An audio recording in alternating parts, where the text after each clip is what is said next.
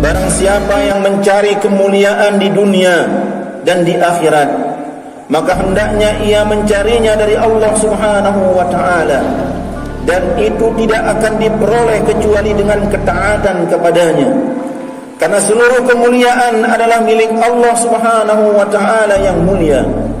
Barang siapa merasa mulia dengan yang Maha Pencipta, maka Allah Subhanahu wa ta'ala akan memuliakannya. Seorang pakar bahasa di zaman Al-Farra rahimahullah pernah berkata, maknanya, barang siapa yang ingin mengetahui kemuliaan itu milik siapa, maka itu adalah milik Allah Subhanahu wa ta'ala seluruhnya. Imam Qatadah rahimahullah, seorang alim pakar tafsir, berkata, maknanya, barang siapa yang ingin mendapat kemuliaan, maka hendaknya ia mencari kemuliaan itu dengan ketaatan kepada Allah Subhanahu wa ta'ala. Allah Subhanahu wa ta'ala berfirman, "Falillahil izzatu jami'a." Maka bagi Allah Subhanahu wa ta'ala kemuliaan itu untuk semuanya. Maka hendaklah memintanya dari Allah Subhanahu wa ta'ala semata, sebab selainnya tidak ada yang memilikinya sedikit pun, dan Allah Subhanahu wa ta'ala memberi kemuliaan kepada siapa yang Dia kehendaki. Ma'asyiral muslimin rahimani rahimakumullah, sesungguhnya kemuliaan seorang hamba terletak pada ketaatannya menjalankan ibadah kepada Allah Subhanahu wa ta'ala.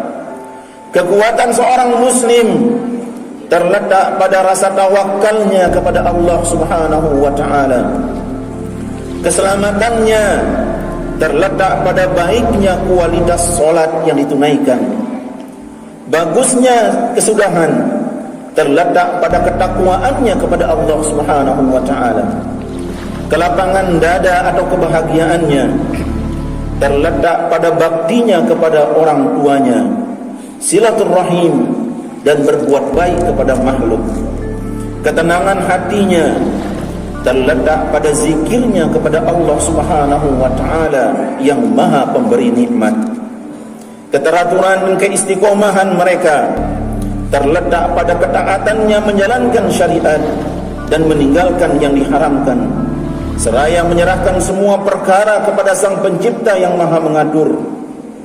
Dan ciri mereka yang tampak yaitu berusaha menyelesaikan pekerjaan tepat waktu, tidak menunda-nunda, bahkan bermalas-malas di dalam beribadah kepada Allah Subhanahu wa ta'ala. Sebaliknya, kerugian serta kehinaan seorang hamba terletak pada kecondongan dan kecintaannya kepada dunia, lupa terhadap kehidupan akhirat, serta berpaling dan tidak melaksanakan ibadah kepada Allah Subhanahu wa ta'ala.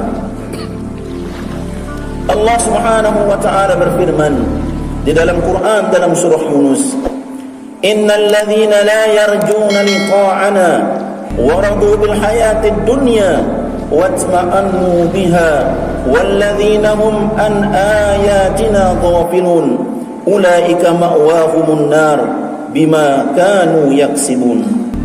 Sesungguhnya orang-orang yang tidak mengharap pertemuan dengan kami dan merasa puas dengan kehidupan dunia serta merasa tentram dengan kehidupan itu, dan orang-orang yang melalaikan ayat-ayat kami, mereka itu tempatnya ialah neraka disebabkan oleh apa yang mereka kerjakan.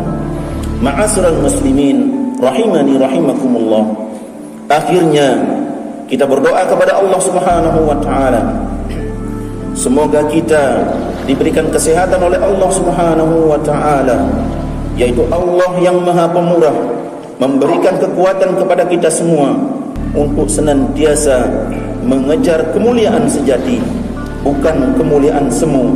Karena hanya dengan hidayah dan pertolongan Allah Subhanahu wa ta'ala kita menjadi orang-orang yang selamat di sisi Allah Subhanahu wa ta'ala.